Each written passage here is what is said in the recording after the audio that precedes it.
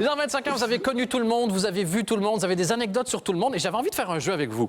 Je vais nommer des personnalités connues. Pas balancer des méchancetés, je les aime tous. Hein. Oui, tout le monde, on aime tout le monde. Il y a deux façons d'être équitable, être gentil avec tout le monde ou balancer sur tout le monde. Ah, voilà, dans les deux cas, c'est équitable, donc on verra. Donc, si vous voulez bien, on va faire un jeu. Je vais prendre des personnalités au hasard, je vous les donne. Si vous avez une anecdote, vous la racontez et sinon, vous dites passe.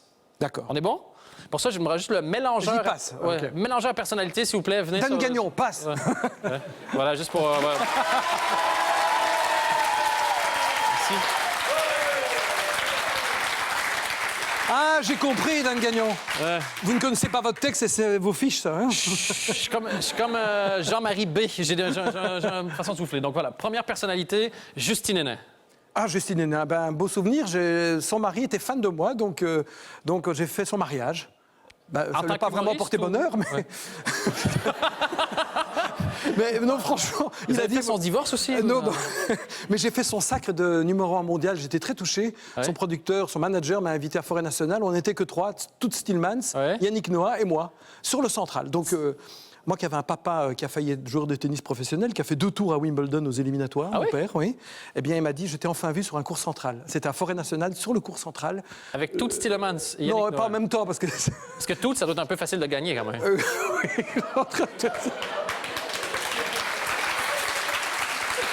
Allez, on va enchaîner. Un autre au hasard. Au hasard, vous voyez mon hasard. C'est mon voisin, tout en plus. Ah oui? C'est un pote, oui. Ah oui, mais je suis assez fan de ce qu'il fait, j'avoue. Jean-Claude Van Damme. Jean-Claude Van Damme. Alors, Jean-Claude Van Damme, on m'a dit que je lui ressemblais. Moi, je vous dis que pas du tout. Hein? OK, parce que les gens disent Van Damme. Hein? OK, c'est une marque de biscuits, pourtant c'est mon nom. Tu vas me dire, c'est juste un biscuit, mais avant c'était du lait, des œufs. Et dans les œufs, il y a la vie potentielle. Quand tu dis Dan, let's win, c'est quoi ton nom? Dan, let's win. Dan Gagnon, OK. Vous l'avez rencontré? Oui. Oui, je l'ai rencontré sur une chaîne amie, n'est-ce pas? Nous avons fait un combat de boxe intellectuel. Oui, il est capable de faire ça, absolument.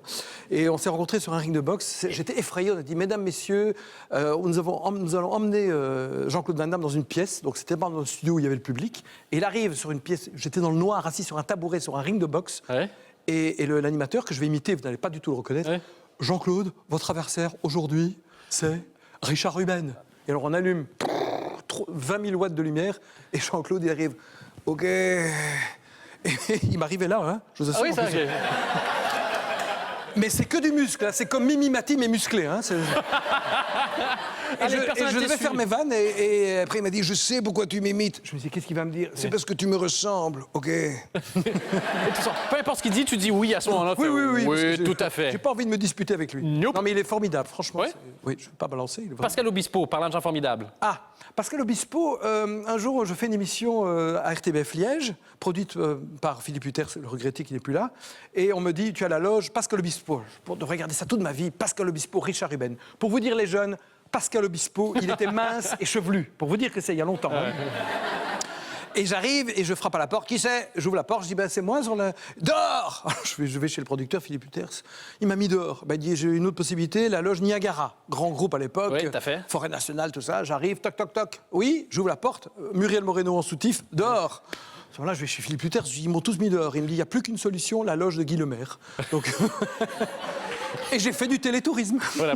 Guy Lemaire était en soutif, lui, ou ça allait? Non, j'étais un peu comme dans une vestiaire de basket. On enlevait on était tous les deux en slip et tu vas bien, oui.